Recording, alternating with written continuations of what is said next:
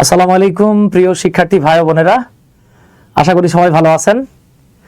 Job কাউন্সিলের পক্ষ থেকে আমি মির্জালাল সুমন স্যার আপনাদেরকে আমাদের অনলাইনে লাইভ ক্লাসে স্বাগত জানাচ্ছি। তো ক্লাসের শুরুতেই আমাকে একটু কষ্ট করে কমেন্ট করে কনফার্ম করেন যে আপনারা আমার কথা ক্লিয়ার শুনতে পাচ্ছেন কিনা এবং ভিডিওটা ক্লিয়ার দেখতে পাচ্ছেন কিনা। দেন আমরা মূল আলোচনায় চলে যাব ইনশাল্লাহ। তো আমাকে একটু কষ্ট করে কমেন্ট করে কনফার্ম করতে হবে আমার কথা ক্লিয়ার শুনতে পাচ্ছেন কিনা এবং ভিডিওটা ক্লিয়ার দেখতে পাচ্ছেন কিনা। কমেন্ট করবেন প্লিজ, তাহলে আমরা মূল আলোচনায় চলে যাব ইনশাল্লাহ। আমাদের আজকের ক্লাসে আমরা রিলেটিভ প্রোনাউন নিয়ে আলোচনা করব। একটু কমেন্ট করে জানান, আলোচনায় চলে যাব ইনশাল্লাহ। ওকে, আমাদের আজকের ক্লাসে আমরা রিলেটিভ প্রোনাউন নিয়ে কথা বলবো। একটু কমেন্ট করতে হবে প্লিজ। হ্যাঁ, একটু কমেন্ট করে আমাকে জানান আমার কথা ক্লিয়ার শুনতে পাচ্ছেন কিনা এবং ভিডিওটা ক্লিয়ার দেখতে পাচ্ছেন কিনা, তাহলে আমরা মূল আলোচনায় চলে যাব ইনশাল্লাহ। আর আরেকটু বলতে পারেন আপনারা কে কোথা থেকে যুক্ত হয়েছেন, সেক্ষেত্রে অন্য ভাই বোনরা যখন আমাদের সাথে যুক্ত হবে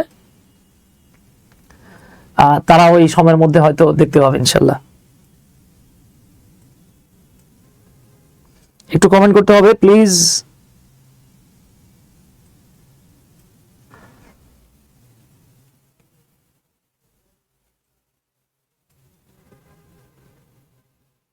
একটু কমেন্ট করবেন প্লিজ।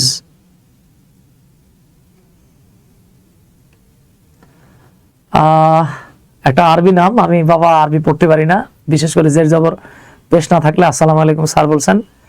ওয়ালাইকুম আসসালাম।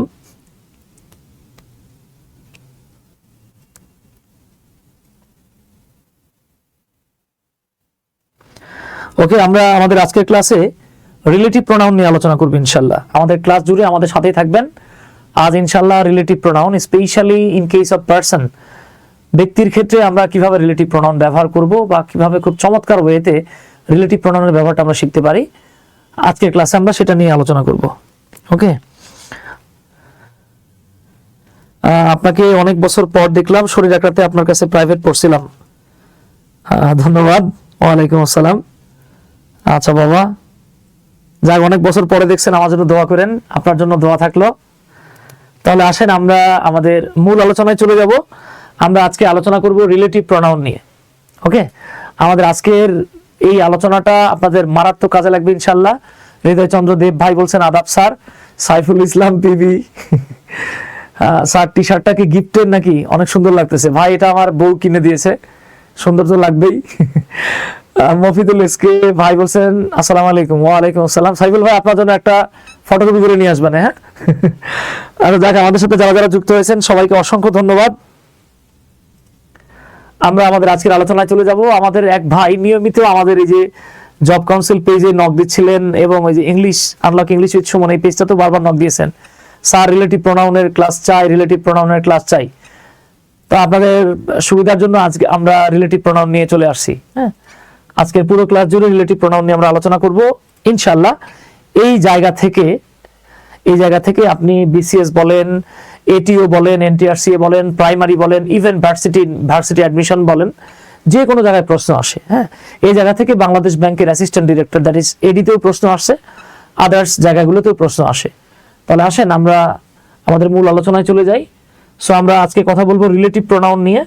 তবে রিলেটিভ প্রোনাউন নিয়ে কথা বলার আগে আপনাদেরকে হালকা করে একটা বিষয় একটু বলে রাখি, কাজে আসবে। সেটা হচ্ছে আপনারা হয়তো পড়ে আসছেন, স্পেশালি ব্যক্তিবাচক প্রোনাউনগুলোর ক্ষেত্রে আমরা একটা করে প্রোনাউনের জন্য মোটামুটিভাবে 5টা করে ফর্ম দেখে আসছি। আপনারা খেয়াল করেছেন কিনা? যেমন দেখেন, সাবজেক্টিভ ফর্ম 2 নম্বরে আছে, অবজেক্টিভ ফর্ম 3 নম্বরে আছে, পজেসিভ কেস বা পজেসিভ অ্যাডজেক্টিভ 4 নাম্বার রিফ্লেক্সিভ এবং 5 নাম্বার হচ্ছে ডাবল পজেসিভ। এইখানে আপনাদের একটা বিষয় মাথায় রাখতে হবে, অ্যাজ ওয়েল অ্যাজ যেটা খাতায় রাখতে হবে, সেটা হলো গিয়ে দেখেন এই যে প্রোনাউনের 5টা ফর্ম আছে, সাবজেক্টিভ, অবজেক্টিভ, রিফ্লেক্সিভ এবং double possessive. This 4 forms act like a pronoun. এই 4টা ফর্ম প্রোনাউন হিসেবে কাজ করে, কিন্তু এই যে 3 নাম্বার ফর্ম যেটাকে আমরা পজেসিভ কেস ওরফে পিসি বলছি, পজেসিভ কেসটা মূলত অ্যাডজেক্টিভের কাজ করে। তাহলে এখানে যতগুলো ফর্ম দেখতেছেন 5টা ফর্মের 4টা হলো প্রোনাউন আর একটা অ্যাডজেক্টিভের কাজ করে, সেটা হলো পজেসিভ কেস। যেমন I, me, my, myself, mine. I হলো সাবজেক্টিভ, মি হলো অবজেক্টিভ, মাই হলো পজেসিভ। এগুলো আমরা একটু মাথায় রাখবো। যদি এগুলো আমাদের মাথায় থাকে তাহলে খুব ইজিলি আমরা রিলেটিভ প্রোনাউন গুলো কভার করতে পারবো। এখন আপনি বলতে পারেন যে ভাইয়া এই সাবজেক্টিভ ফর্ম কোথায় বসে, অবজেক্টিভ ফর্ম কোথায় বসে, আর পজেসিভ ফর্ম কোথায় বসে।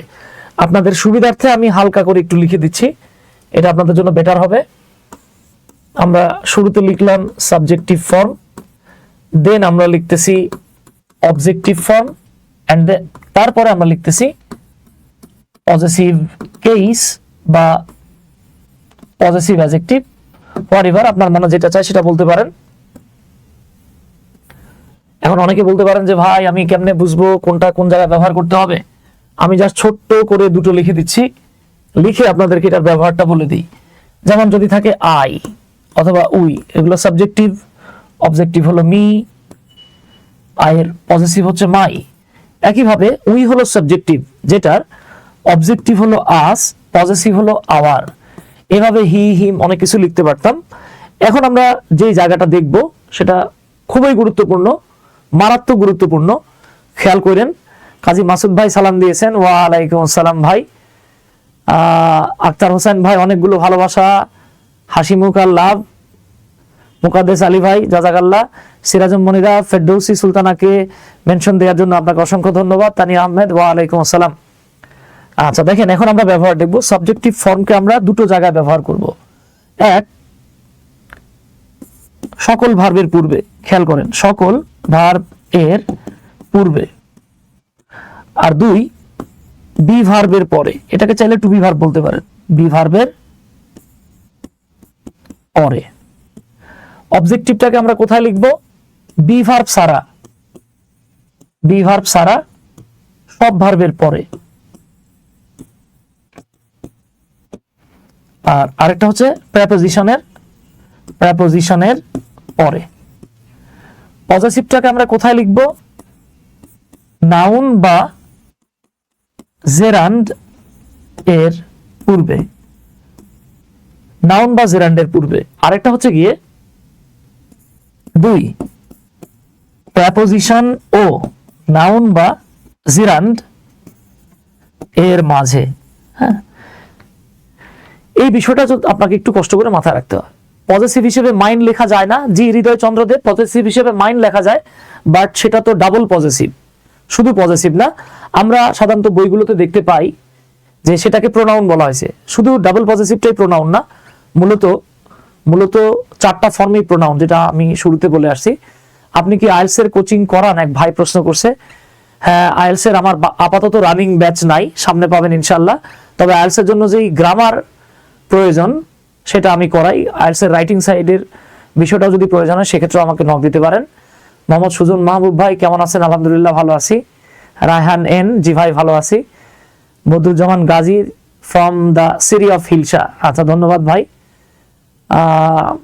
পল্লী বালক, ভালোবাসা নিবেন সুমন ভাই। হ্যাঁ ভাই, ভালোবাসা নিলাম, আপনার জন্য বুক ভরা ভালোবাসা। হ্যাঁ, সুমি, ওয়ালাইকুম আসসালাম। তাহলে দেখেন, আমরা যদি এটা ছোট ছোট করে দুই একটা করে এক্সাম্পল দেই তাহলে ক্লিয়ার হয়ে যাবে। আসেন আমরা দুই একটা ছোট ছোট করে এক্সাম্পল দিচ্ছি। যেমন দেখেন, আমি বললাম সকল ভার্বের পূর্বে প্রোনাউনের সাবজেক্টিভ ফর্ম বসে। যেমন আপনি যদি বলেন ইউ অ্যান্ড মি আর ওকে, তুমি আর আমি ঠিক আছি, আপনি এটা লিখতে পারবেন না, কারণ ভার্বের পূর্বে প্রোনাউনের সাবজেক্টিভ ফর্ম বসে, এটা হবে ইউ অ্যান্ড আই আর ওকে। দুই নাম্বার, বি ভার্বের পরে সাবজেক্টিভ ফর্ম বসে। যেমন আপনি কিন্তু ইট ইজ মি বলতে পারবেন না, কারণ ইজ একটা বি ভার্ব, আমাকে লিখতে হবে it is I, it's I not it's me. Okay, Rukaiya, ওয়ালাইকুম আসসালাম। বুলবুল ভাই ধন্যবাদ। রাহিম আক্তার রুনা, ওয়ালাইকুম আসসালাম। এবার দেখেন, বি ভার্ব ছাড়া সব ভার্বের পরে প্রোনাউনের অবজেক্টিভ ফর্ম বসে, বি ভার্ব ছাড়া সব ভার্বের পরে। যেমন দেখেন, আপনি বলতে পারেন শি ইনভাইটেড, সে দাওয়াত দিয়েছে, she invited you and I. লেখা যাবে না, কেন যাবে না? কারণ ইনভাইটেড একটা ভার্ব, তবে সেটা বি ভার্ব না। বি ভার্ব ছাড়া সব ভার্বের পরে প্রোনাউনের অবজেক্টিভ ফর্ম বসে। সো ইউ অ্যান্ড আই এর জায়গায় লিখতে হবে ইউ অ্যান্ড মি। আরেকটা বিষয় বলা হচ্ছে প্রেপোজিশনের পরে প্রোনাউনের অবজেক্টিভ ফর্ম বসে, যেমন she knows nothing, she knows nothing about, এই যে দেখেন about এর পরে I লিখতে পারবেন না, কেন নয়? Cause about is a preposition and after preposition there will be objective form of pronoun। তাহলে I না হয় এখানে আমার কি লিখতে হবে? me, আইটা হবে না, মিটা কারেক্ট ফর্ম। আর জিরান বা নাউনের পূর্বে আপনাকে পজেসিভ লিখতে হবে, জিরান বা নাউনের পূর্বে আপনাকে পজেসিভ লিখতে হবে। যেমন আপনি বলতে পারেন my father, my father is a doctor, আমার বাবা একজন চিকিৎসক। এই যে দেখেন ফাদার একটা নাউন, সো আমি সামনে লিখলাম পজেসিভ কেস। দীপ্ত ভাই, ভাইজান, হ্যাঁ ভাই আপনি ঢাকা আসলেন, দেখা করতে পারলাম না দীপ্ত ভাই, আপনার বইয়ের জন্য শুভকামনা দীপ্ত ভাই। আচ্ছা বদিউজ্জামান গাজী ভাই, ধন্যবাদ আপনি আপনার ফ্রেন্ডদেরকে মেনশন দেওয়ার জন্য। সো আমরা দেখলাম সাবজেক্টিভ কোথায় বসে, অবজেক্টিভ কোথায় বসে, পজেসিভ কোথায় বসে। যদি এতটুকু আপনার দেখা হয়ে যায় তাহলে ইনশাল্লাহ আমরা, স্যার এটা কি আপনার প্রাইভেট ব্যাচের ক্লাস? হারুন রশিদ, না ভাই এটা প্রাইভেট ব্যাচের ক্লাস না। আচ্ছা তাহলে এখন আমরা ইনশাল্লাহ এতটুকু দেখে ফেলছি। এখন আমরা যে জায়গাটাতে যাব সেটা হচ্ছে আমরা এখন রিলেটিভ প্রোনাউন নিয়ে কথা বলবো। এখন আমরা রিলেটিভ প্রোনাউন নিয়ে কথা বলবো। তো অনেকে প্রশ্ন করে যে ভাই রিলেটিভ প্রোনাউন কি? এই যে দেখেন সেটা নিয়ে আমরা এখন আলোচনা করব। আমরা এখন দেখব রিলেটিভ প্রোনাউন, তবে সাথে সাথে আপনার রিলেটিভ অ্যাডভার্বটাও দেখা হবে। তো বারবার রিলেটিভ প্রোনাউন বলার সময় আমাদের নাই, আমরা এটাকে বলবো আরপি। এটাকে ভুলেও আবার রমনা পার্ক ভাইবেন না, ওকে? 10 থেকে 20তম গ্রেডে অ্যাডমিট হতে কত টাকা? হ্যাঁ আজকে পর্যন্ত আমরা টাইম দিয়েছিলাম, অবশ্য আমরা আরো 2 দিন টাইম বাড়িয়েছি। 1 তারিখ পর্যন্ত ছিল, অনেকে রিকোয়েস্ট করছেন যে ভাই 1 তারিখে বেতন পাওয়া যায় না। স্বপ্না আক্তার, ওয়ালাইকুম আসসালাম। পিঙ্কি মন্ডল, আজ পর্যন্ত লাস্ট ডে ছিল, আমাদের কোর্স ফি আমরা 2000 টাকা ছিল আর কি। তো আমরা এটাকে ধরেছিলাম 1500 টাকা 1 তারিখ পর্যন্ত। 3 তারিখ পর্যন্ত আপনারা 1500 টাকায় ভর্তি হতে পারবেন। 4 তারিখ থেকে 10 থেকে 20তম গ্রেডের ভর্তি ফি হবে 2000 টাকা। আচ্ছা তাহলে চলে আসি, দেখেন আমরা যেটা বলছিলাম যে ধরেন আপনি যদি কোনো একটা সেন্টেন্সের কোনো একটা জায়গায় একটা নাউন বা প্রোনাউন পান, হ্যাঁ তাহলে কোনো একটা সেন্টেন্সের কোনো একটা জায়গায় যদি নাউন বা প্রোনাউন থাকে, এই নাউন বা প্রোনাউনের পরে আপনি যদি দ্যাট অথবা ডব্লিউএস ওয়ার্ড পেয়ে যান, খেয়াল করেন, তাহলে তীর চিহ্নটা দেখে ডেফিনেটলি বুঝতে পারতেছেন যে কোনো নাউন বা প্রোনাউনের পরে যদি দ্যাট বা ডব্লিউএস ওয়ার্ড বসে, ওকে, এবং সেই দ্যাট বা ডব্লিউএস ওয়ার্ডটা যদি পূর্বের নাউনটাকেই বুঝায় বা নির্দেশ করে, সেক্ষেত্রে এই যে দ্যাট বা ডব্লিউএস ওয়ার্ডটা আছে এইটাকে আপনার আমার বলতে হবে রিলেটিভ প্রোনাউন। আর রিলেটিভ প্রোনাউন যে নাউন প্রোনাউনকে নির্দেশ করতেছে তাকে আপনি বলবেন অ্যান্টিসিডেন্ট। অ্যান্টিসিডেন্টের বাংলা হলো বাবা পূর্বপদ। খেয়াল করেন, আপনি যদি কমপ্লেক্স সেন্টেন্স লিখতে চান, specially those who are taking preparation for IELTS exam, যারা আইএলটিএস এক্সামের জন্য প্রিপারেশন নিচ্ছেন তাদেরকে কিন্তু রাইটিং পার্ট 1 এবং রাইটিং পার্ট 2, যেটা রাইটিং টাস্ক 1 টাস্ক 2 তে গিয়ে কমপ্লেক্স সেন্টেন্স লেখার জন্য একটা হ্যাপা বা বিপদ থাকে। তো কমপ্লেক্স সেন্টেন্স লেখার সবচাইতে ইজিয়েস্ট ওয়ে হচ্ছে রিলেটিভ প্রোনাউন ব্যবহার করা, তাদের জন্য এটা সুপার একটা ওয়ে হবে। পিঙ্কির বিসিএস এর কোর্স আছে কিনা? বিসিএস এর কোর্স আমাদের নভেম্বর মাস থেকে শুরু হবে, সামনের মাসে ইতিমধ্যে ভর্তি চলতেছে। অলরেডি 27 জনের মতো ভর্তি হয়ে গেছে, চাইলে আপনিও ভর্তি হতে পারেন। আমাদের বিসিএস এর কোর্স ফি হচ্ছে 3000 টাকা। আচ্ছা তাহলে বাবা দেখেন আমি কি বললাম, যে যদি কোনো নাউন বা প্রোনাউনের পরে দ্যাট বা ডব্লিউএস ওয়ার্ড থাকে এবং সেই দ্যাট বা ডব্লিউএস ওয়ার্ড যদি আগের নাউনকেই বোঝায়, তখন দ্যাট বা ডব্লিউএস ওয়ার্ডকে বলবেন রিলেটিভ প্রোনাউন। আর ওই নাউনটাকে আর নাউন না বলে আপনি আমি তখন তাকে বলে ফেলবো এইটা হলো অ্যান্টিসিডেন্ট। সো আসেন আমরা একটা এক্সাম্পল দেখে নেই। আপনারা জানেন ভিজ হলো এক্সাম্পলের সমার্থক শব্দ, তাহলে আমরা এখন এক্সাম্পল দেখব।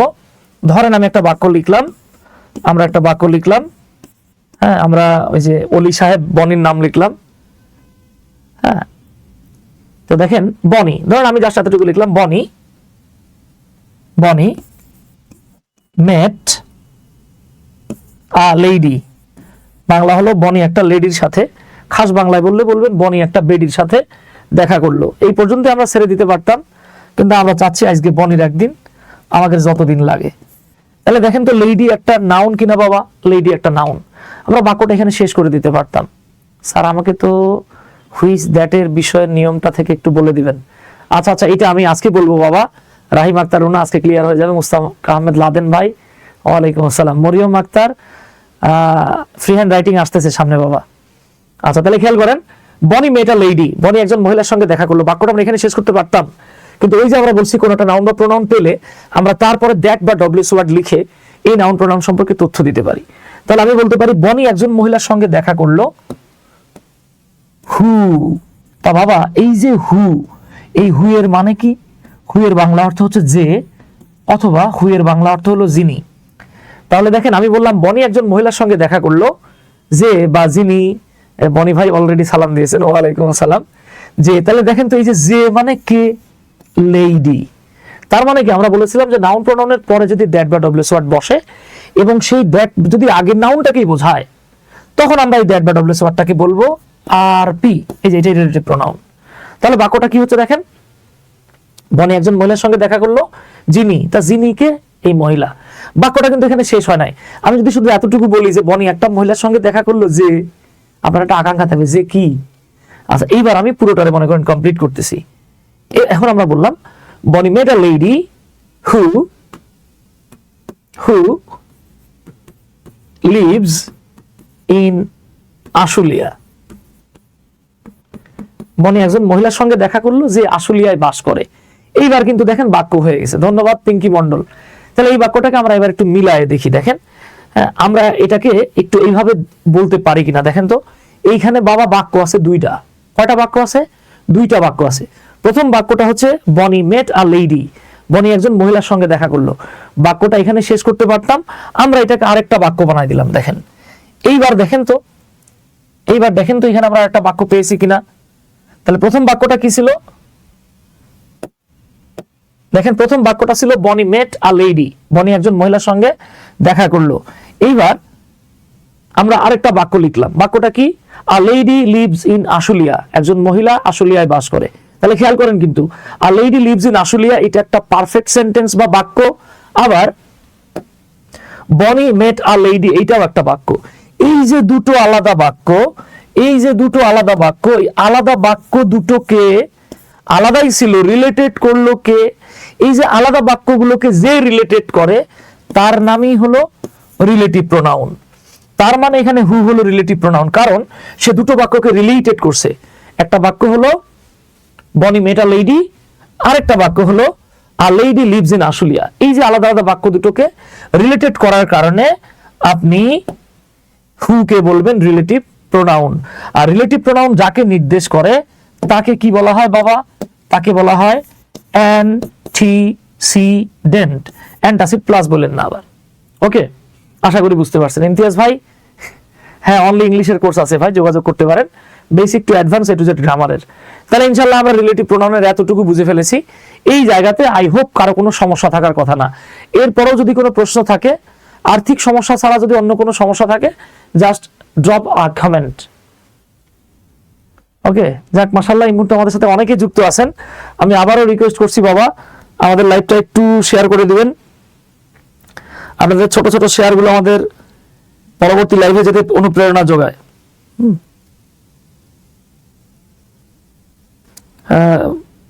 রাজীব ভাইরা কি বললো? স্যার আগে অনেক সুন্দর ছিলেন। জি ভাই, আগে অনেক সুন্দর ছিলাম, এখন তো বুড়ো হচ্ছি।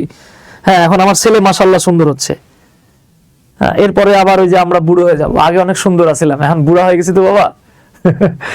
আচ্ছা ঠিক আছে। সো আশা করি ইনশাআল্লাহ এতটুকু বুঝে ফেলাইছেন। তাহলে বিষয়টা কি দাঁড়ালো যে দ্যাট বা ডব্লিউএস ওয়ার্ড যদি নাউনের পরে বসে ওই নাউনটাকে নির্দেশ করে তাকে আমরা বলবো রিলেটিভ প্রোনাউন। আর রিলেটিভ প্রোনাউন মূলত যাকে নির্দেশ করতেছে তার নাম হলো অ্যান্টিসিডেন্ট। ওকে, শেয়ার করে দিয়েছি, ধন্যবাদ রাহিমা। জামিল ভাই, আলহামদুলিল্লাহ ভাই ভালো আছি। তাহলে ইনশাআল্লাহ এতটুকু clear. Let's see another example। তাহলে আমরা একটা উদাহরণ দেখি। ধরেন আমরা এবার একটা বাক্য লিখলাম যে she gifted me a pencil। সে আমাকে একটা পেন্সিল দিল। দেখেন বাক্যটা এখানে শেষ করে দিতে পারতাম, কিন্তু আমরা চাচ্ছি এই যে পেন্সিল যেহেতু নাউন, তাহলে এই নাউনের পর আরেকটু তথ্য দেই। হ্যাঁ, আমরা আরেকটু তথ্য দিই। তাহলে আমরা কি বলতে পারি, সে গিফটেড মি আ পেন্সিল, সে আমাকে একটা পেন্সিল দিয়েছিল, দ্যাট যেটি, তা বাবা এই যেটি মানে কোনটি, এই যে দেখেন যেটা মানে পেন্সিলটাই, তার মানে নাউনের পরে বসে নাউনকে নির্দেশ করতেছে, এইটাই হলো আমাদের রিলেটিভ প্রোনাউন। এখন বাক্য শেষ হয় নাই, আমরা বলতে পারি she gifted me a pencil, সে আমাকে একটা পেন্সিল দিয়েছিল, দ্যাট যেটা, ওয়াজ ইম্পোর্টেড যেটাকে আমদানি করা হয়েছিল, ফ্রম জাপান, জাপান থেকে। মজার বিষয় হচ্ছে বাবা এইখানে দুইটা বাক্য আছে, কিন্তু বাক্য দুইটা কি, প্রথম বাক্যটা হচ্ছে she gifted me a pencil, দ্বিতীয় বাক্যটা হচ্ছে a pencil was imported from Japan।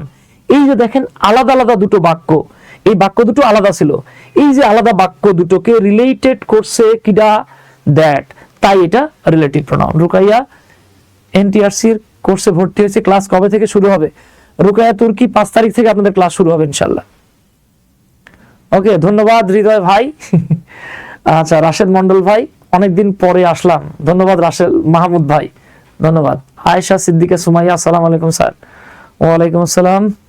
Tanzim বিনতি স্যার, হুইভারের ব্যবহারটা বললে ভালো হয়, মারাত্মক কথা মনে করাইছেন, একটু পর আবার মনে করাই দিয়েন, আমি বলে দেবো। মফিদুল ভাই লিখছে she invited you and I, she invited you and I না ভাই, এটা হবে she invited you and me.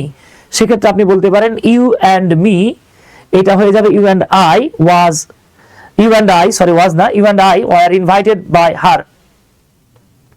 Sir আপনার আগের ক্লাসগুলো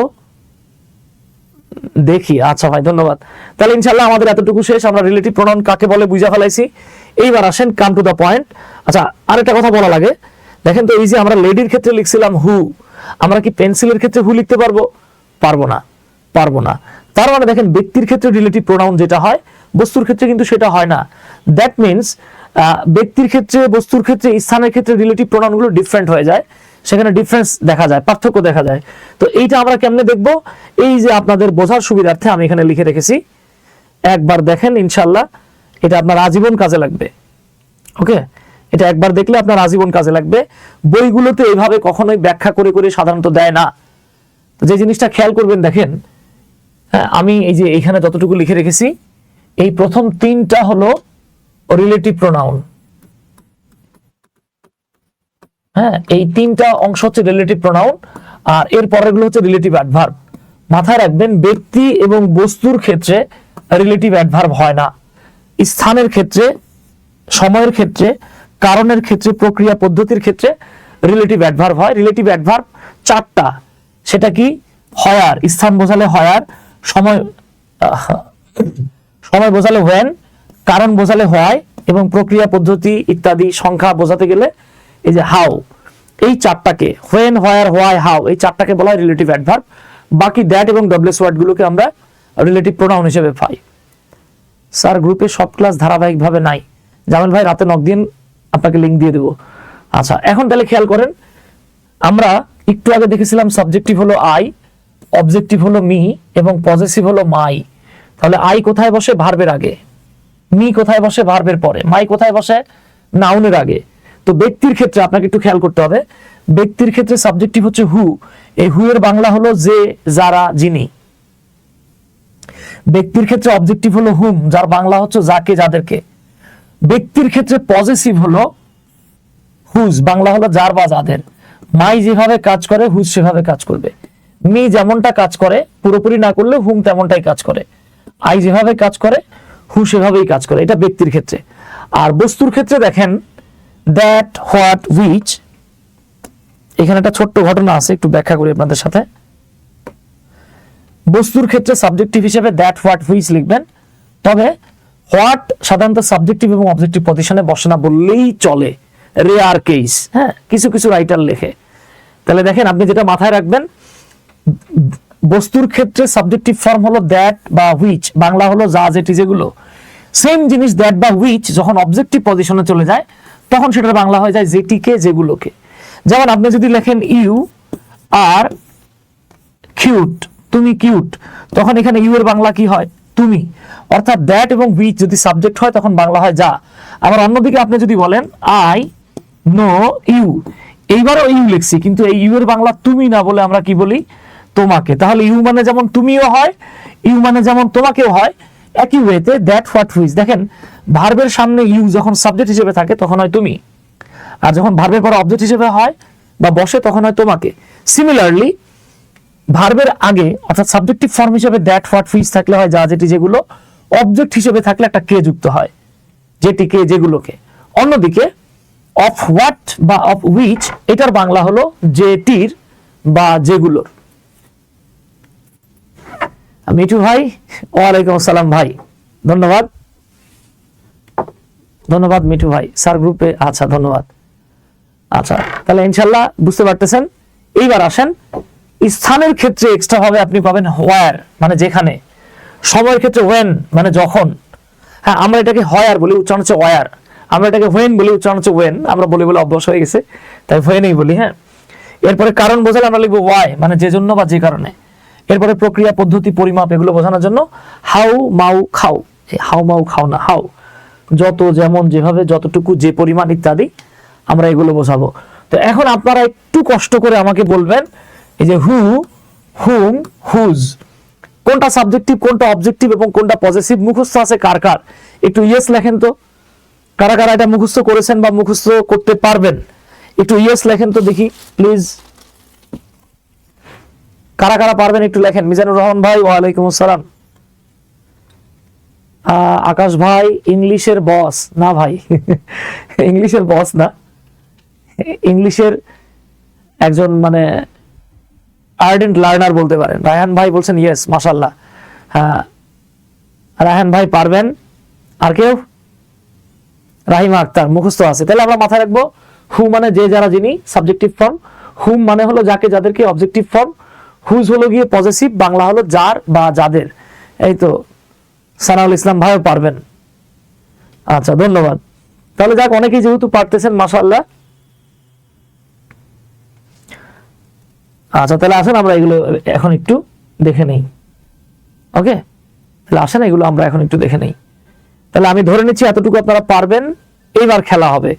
এখন আমরা যেটা দেখবো, যে জায়গা থেকে অলমোস্ট প্রশ্ন থাকেই চাকরির পরীক্ষায়, ভার্সিটি অ্যাডমিশনের এক্সামে, এবং আপনি যদি একজন ইংলিশ লার্নার হন, একজন যদি রিডার হন, যারা খুব বেশি ইংরেজি লেখেন, খুব বেশি ইংরেজি পড়েন, আপনারা হাজার বার কোটি বার এই ব্যবহারগুলো পাবেন। তো আপনাকে যে জিনিসটা আমি এখন দেখাবো সেটা হলো ব্যক্তিবাচক নাউনের জন্য কিভাবে রিলেটিভ প্রোনাউন ব্যবহার করতে হয় সেটা আমরা এখন দেখব। আমরা এখন দেখব কিভাবে ব্যক্তিবাচক নাউনের জন্য রিলেটিভ প্রোনাউন ব্যবহৃত হয়। তাহলে আসেন আমরা একটু দেখে নেই। ধরে নেন এটা একটা ব্যক্তি, ব্যক্তি বুঝতেই পারতেছেন অ্যান্টিসিডেন্ট। তো আমি এই ব্যক্তির পরে চাইলে লিখতে পারবো হু, চাইলে লিখতে পারবো হুম, চাইলে লিখতে পারবো হুজ। তবে হু, হুম, হুজ চাইলেই লিখতে পারবেন, সমস্যা নাই। এরপরের স্ট্রাকচার গুলো কিন্তু সিমিলার না। তা আপনাকে যেটা মাথায় রাখতে হবে, হু হলো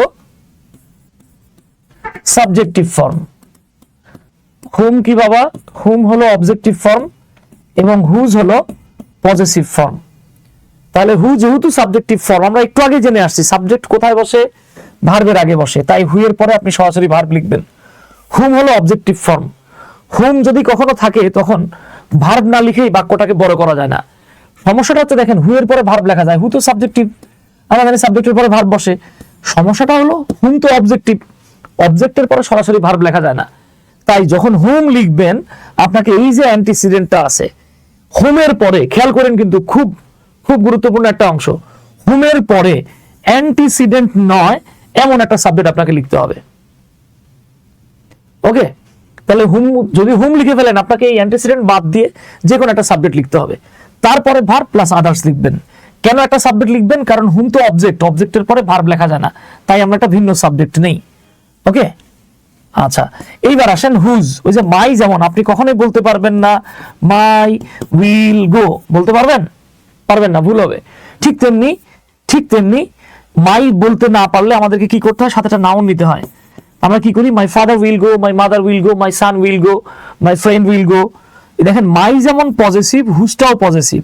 এই যে দেখেন পজেসিভের পরে যেমন নাউন লাগে, যদি আপনি কোথাও হুজ পেয়ে যান এর পরে আপনাকে একটা নাউন নিতে হবে। তবে দেখেন হুম লিখলে অ্যান্টিসিডেন্ট সারা সাবজেক্ট নিয়েছেন, হুজ লিখলে এই যে অ্যান্টিসিডেন্টটা, এই অ্যান্টিসিডেন্টের সাথে সম্পর্ক আছে এমন একটা নাউন লিখতে হবে।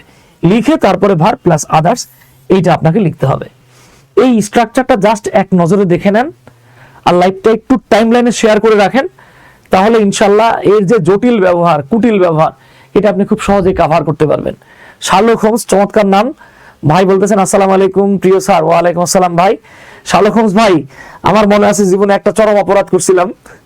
আমি এক স্যারের কাছে পড়ার কথা বলে বাসা থেকে, মানে পড়তে যাইতাম না, কিন্তু ওই স্যারের কথা বলে, কারণ আমার স্যার আর্থার কোনান ডয়েলের লেখা শার্লক হোমস সিরিজটা এটা কেনার খুব ইচ্ছা ছিল। তখন দাম ছিল মানে 250 বা 300 টাকা। এই জীবনে একবার স্যারের কথা বলে 1 ঘন্টা করে বাইরে ঘুরতাম, ঘুরে বাসায় চলে আসতাম সাইকেল নিয়ে ঘুরা, কারণ ওই 1 মাসের টাকা দিয়ে আমার একটা গল্পের বই কিনতে হবে, বুঝছেন। এই শার্লক হোমস কেনার জন্য আমি 1 মাস না পড়ে রাস্তায় রাস্তায় ঘুরা, পরে ওই 1 মাসের বেতন দিয়ে শার্লক হোমস বই কিনেছিলাম। আমাদের সুজন মাহমুদ স্যার, ইংরেজির বস, আপনার টি শার্ট দেখা যাচ্ছে, পিরানটা কিন্তু সুন্দর। ধন্যবাদ সুজন ভাই। এরকম একটা পিরান নিয়ে আপনার রাজশাহীতে 17-18 তারিখে থাকবো ইনশাল্লাহ, আপনি অবশ্যই ফটোকপি করে নেবেন আমার থেকে। আচ্ছা, তাহলে এবার চলে আসি আমরা এখন এই যে হু হুম হুজ ব্যবহার করে কিভাবে সেন্টেন্স লেখা যায় তার উদাহরণ দেখব। তাহলে আসেন ওস্তাদ আমরা দেখে নেই। তাহলে আমরা এখন একটা বাক্য লিখবো। ধরে নেন আমি লিখলাম আই নো রানা। আমি রানাকে চিনি। আচ্ছা, নো না লিখে ধরেন আমি একটা ভার্ব লিখলাম আই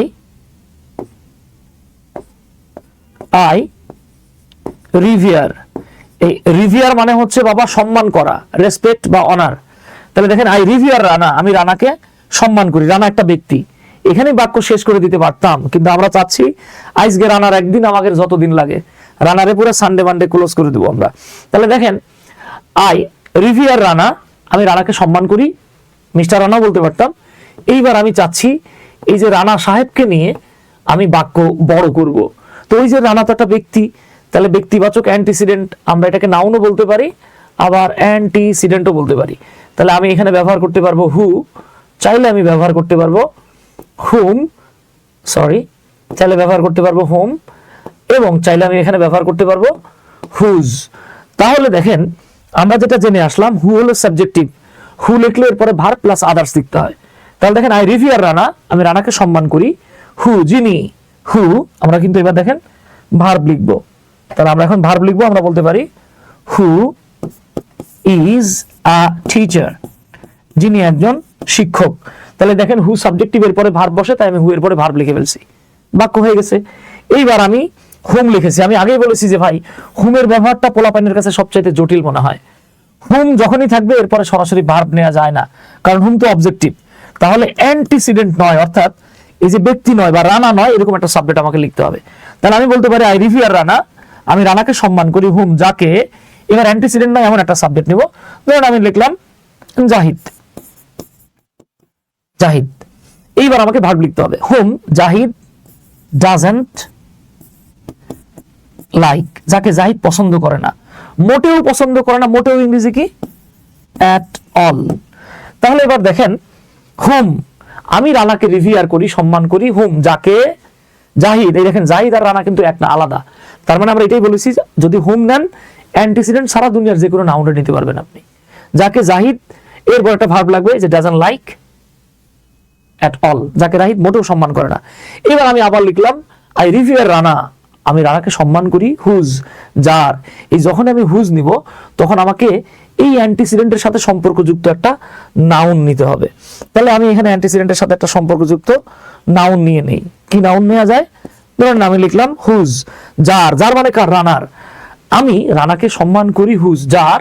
এবার আমি তার সাথে সম্পর্কযুক্ত একটা নাউন নিতে পারি আইজ, যার চোখ দুটি আর ব্লু, নীল। আবার আমি বলতে পারি হুজ আইজ আর নাইস, যার চোখ খুব সুন্দর। সাইফুল ইসলাম ভাই, চমৎকার ক্লাস বস, ধন্যবাদ বস। আবার আমি কিন্তু বলতে পারতাম দেখেন হুজ ফাদার অথবা whose daughter is my friend. তার মানে ডটার বলি আর ফাদার বলি কার? রানার। এতটুকু ক্লিয়ার কিনা জাস্ট একটু কমেন্ট বক্সে একটা কমেন্ট করে জানাবেন। এইবার আমরা এই রিলেটেড কিছু প্রশ্ন সমাধান করতে যাব। এতটুকু দেখা হয়ে গেলে এই রিলেটেড আমরা কিছু প্রশ্নের সমাধান করব। জাস্ট একটু দেখে নেন প্লিজ। আচ্ছা, আরেকটা বিষয় বলে নেই, যারা আমাদের সাথে এই মুহূর্তে যুক্ত আছেন, আমাদের এটিও অর্থাৎ সহকারী থানা শিক্ষা অফিসার বা উপজেলা শিক্ষা অফিসারের জন্য যারা প্রিপারেশন নিচ্ছেন, প্লাস এনটিআরসি এর জন্য বা প্রাইমারির জন্য যারা প্রিপারেশন নিচ্ছেন, তারা চাইলে আমাদের কোর্সে যুক্ত হয়ে যেতে পারেন। আমাদের 1 তারিখ পর্যন্ত ডেট ছিল, আমরা 2 দিন বাড়িয়েছি। 3 তারিখের মধ্যে ভর্তি হলে আপনারা 3 তারিখের মধ্যে যদি ভর্তি হন, সেক্ষেত্রে 1500 টাকায় আমাদের এই কোর্সটাতে যুক্ত হতে পারবেন, যেখানে মোট 100টা ক্লাস থাকতেছে। ইংরেজি ক্লাসগুলোতে আপনারা আমাকে পাবেন ইনশাল্লাহ। আচ্ছা, ধন্যবাদ। তাহলে এটার একটা স্ক্রিনশট নিয়ে নেন। এখন আমরা দেখব যে আপনি যা শিখেছেন সেগুলো কাজে লাগাতে পারছেন কিনা। মাশাআল্লাহ, অনেকে ক্লিয়ার লিখছেন, থ্যাংক ইউ স্যার। অ্যান্টিসিডেন্টের ভিডিও রিলিজ করেন, ওকে ভাই। আচ্ছা, তাহলে এইবার আসেন, এইবার আপনাদের পালা। দেখি আপনাদের মধ্যে কারা কারা বস আছেন। হ্যাঁ, কোন বসেরা এই যে 5টা গ্যাপ আছে, এই গ্যাপগুলোতে হু, হুম এবং হুজ দিয়ে শূন্যস্থান পূর্ণ করবেন। ঠিক আছে, যার সবগুলো হবে তার বাসায় তার খরচে আমাদের দাওয়াত। এখন কবে? তাহলে তো সব করবো না আমরা। তাহলে একটু চেষ্টা করেন, দেখি কার এই 5টাই হয়ে যায়। সময় দেওয়া হলো 1 মিনিট। 1 মিনিটের মধ্যে কারা কারা এই অংশগুলো সমাধান করতে পারেন দেখা যাক। ওকে, দেখি 1 মিনিটের মধ্যে কারা কারা এই অংশগুলো সমাধান করতে পারেন।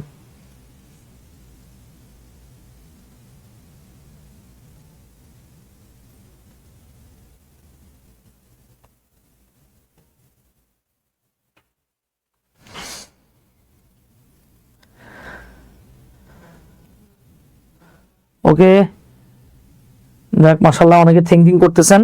সবগুলো প্রশ্নের উত্তর দিতে হবে। দেখি কারা কারা পারেন। আই হোপ সবাই পারবেন ইনশাল্লাহ।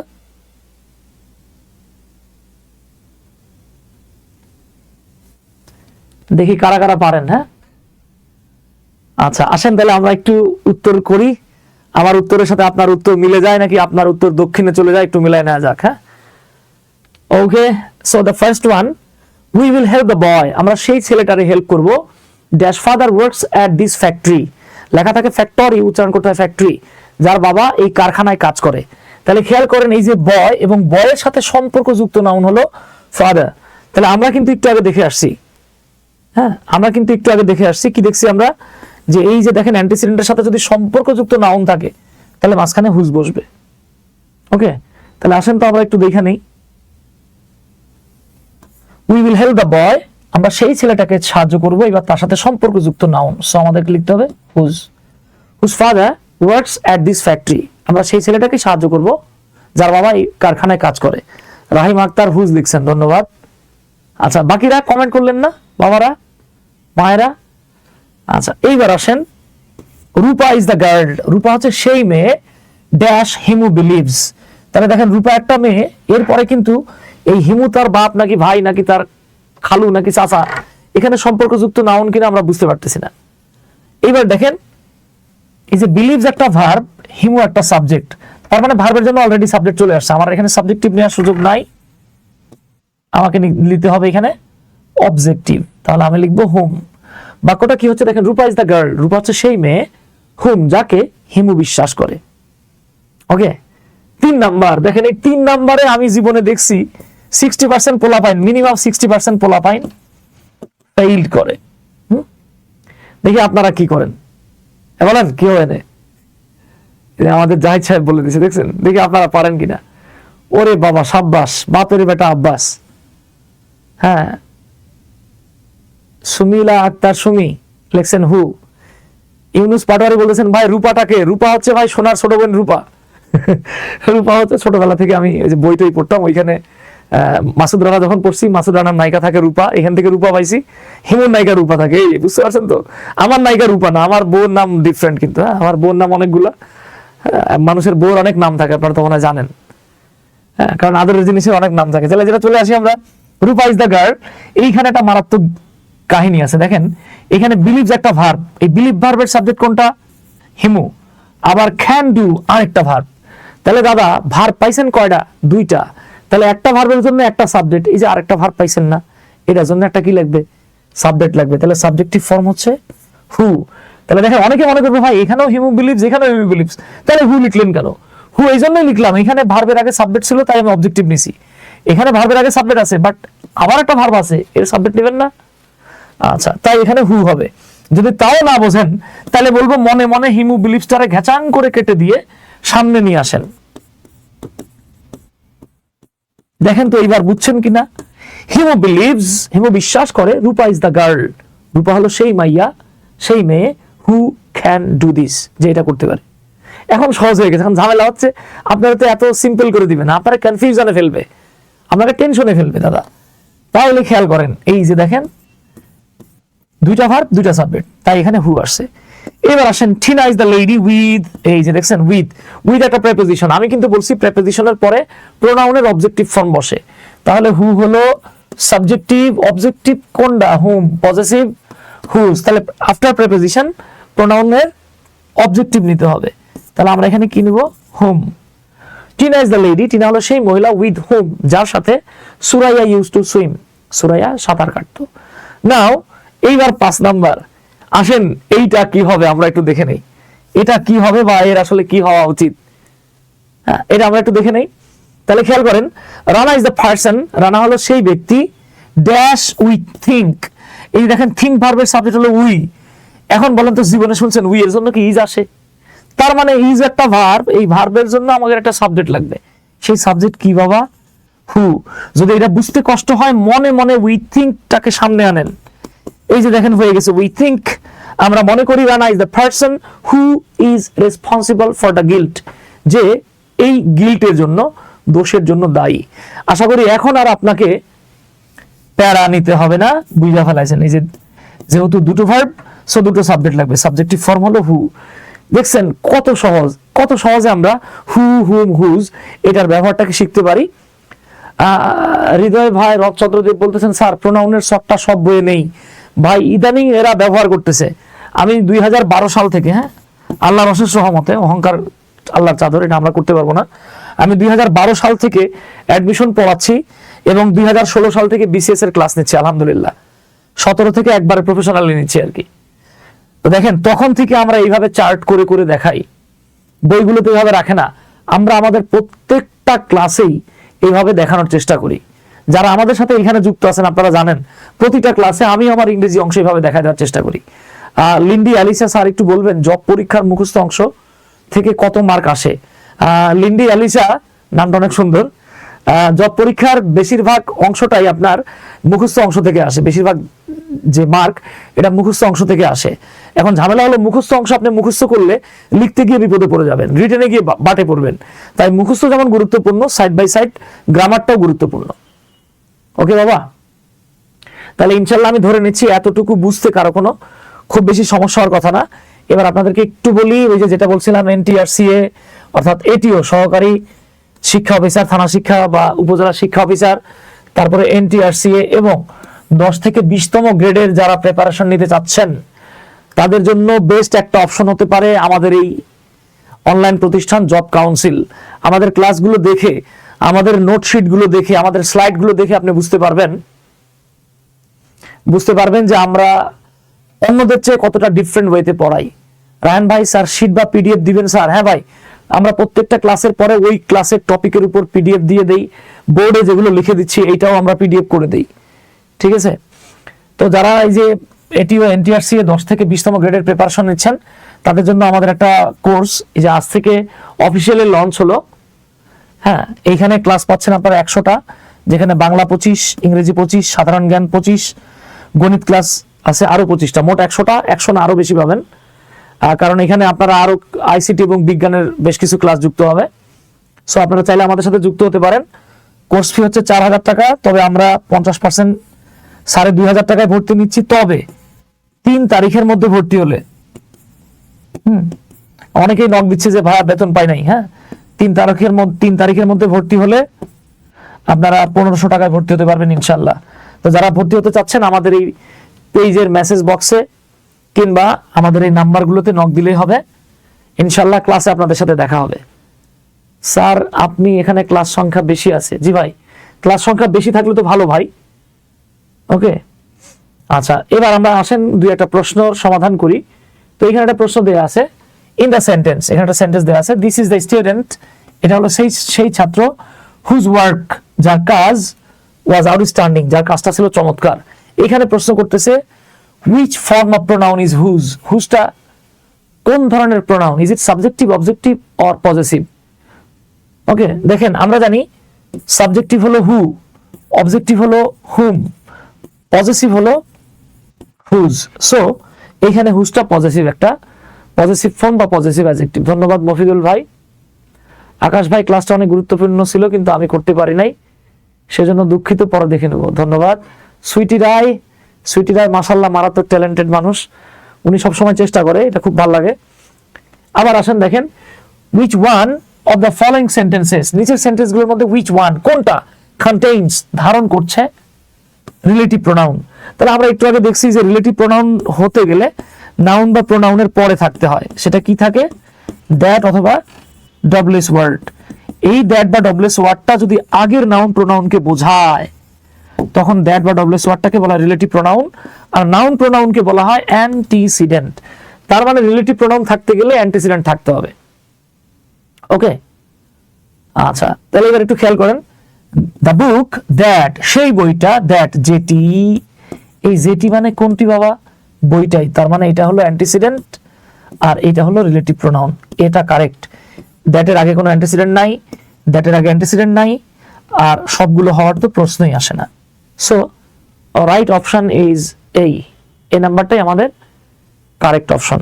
ওকে, এইবার যদি চলে আসি আমরা, she is the sort of person, সে হচ্ছে এমন এক ধরনের ব্যক্তি, ড্যাশ আই ফিল, যা যে আমি ফিল করি, would be capable of making these kinds of statements,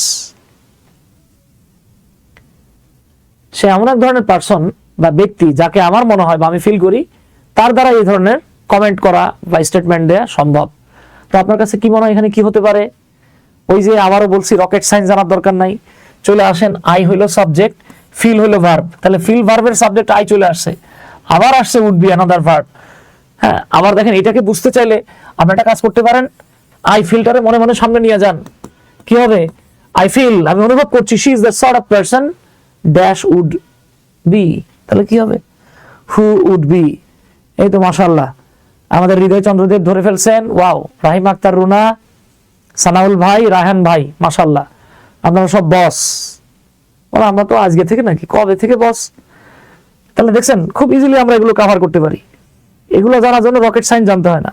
এরপরে দেখেন, she is a sort of person I always feel. এইবার দেখেন, আই হলো সাবজেক্ট, ফিল হলো ভার্ব, এরপর আর কোনো ভার্ব নাই, তাহলে সাবজেক্ট চলে আসছে, আমার এখানে হবে whom. She is a sort of person, সে হচ্ছে এমন এক ধরনের ব্যক্তি বা এমন এক মানুষ যাকে আমি সব সময় ফিল করি, সো হুম।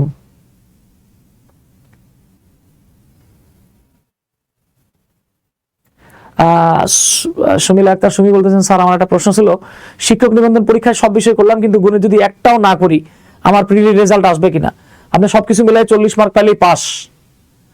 হ্যাঁ, যেমন আমি যে 2-3 বার পাস করছি বুঝছেন এনটিআরসি তে, আমি তো ম্যাথে মনে করেন মারাত্মক জাহাজ আর কি। তো আমি ওই ম্যাথ হয়তো আমার 2-3টা হইতো আর কি, ইংলিশে মোটামুটি হয়তো 1-2টা বাদ যাইতো, হ্যাঁ বাকি সব হয়ে যাইতো আর কি। এটা কোনো ব্যাপার না, শিক্ষক নিবন্ধনে মজাই হইতেছে এখানে, বুঝছেন। আচ্ছা তাহলে আসেন এবার পরেরটাতে কি বলা হচ্ছে, এই প্রশ্নটা অনেক জায়গায় মানুষ মারাত্মক ভুল করে আসছে।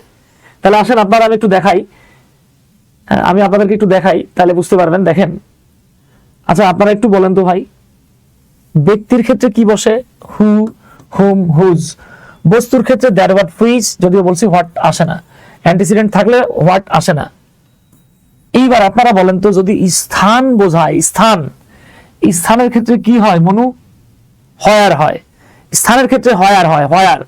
স্থানের ক্ষেত্রে জীবনেও হুজ হয় না, যারা স্থানের ক্ষেত্রে হুজ বলে। ইমতিয়াজ ভাই বলেন কি শিখলাম এতদিন। দেখেন, স্থানের ক্ষেত্রে কেউ যদি হুজ দেয় ওনার জন্য দোয়া করবেন যে আল্লাহ তার জ্ঞান বাড়ায় দাও।